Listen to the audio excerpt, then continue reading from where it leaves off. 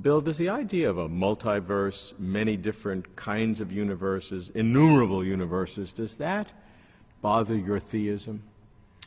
No, it doesn't bother my theism at all. I think that God, as the infinite creator of all space and time, could create separate space-time manifolds or create a universe so vast that there would be different causally unconnected domains within one universe. So once you have an infinite transcendent creator, there's simply no problem with the scope of the space-time world that he brings into being. How about in quantum mechanics? As you know, there is something called branching or differentiation, where at every Planck time, as they say, there's a branching of or differentiation of the world, so there's infinite numbers of us talking in different ways with very slight differences, and then you have a multiplicity of these quantum mechanical worlds.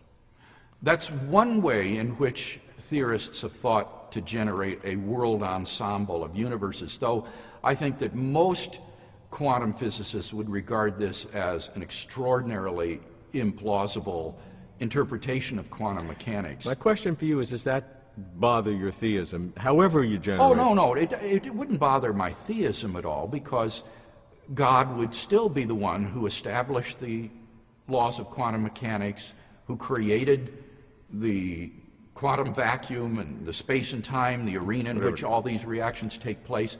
So, as I say, once you have a transcendent source of all space and time, matter and energy, then he's free to create any sort of physical reality he wants. Cosmologists talk about a multiverse, innumerable universes. Do you think God created a multiverse? I must confess, Robert, that I'm very skeptical of this metaphysical hypothesis. I think that if we were just one random member of a world ensemble of worlds or universes, that we would be observing a very different kind of universe than we in fact do. What would that look like?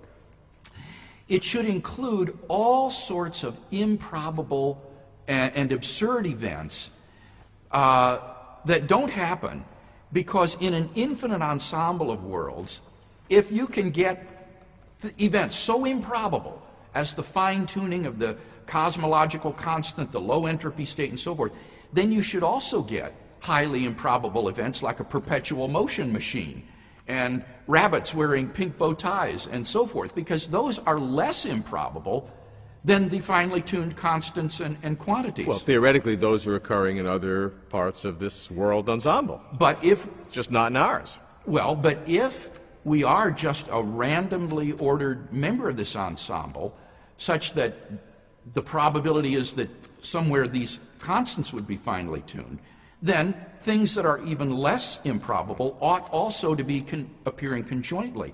And yet we see a rationally ordered universe, and that cries out for some sort of explanation.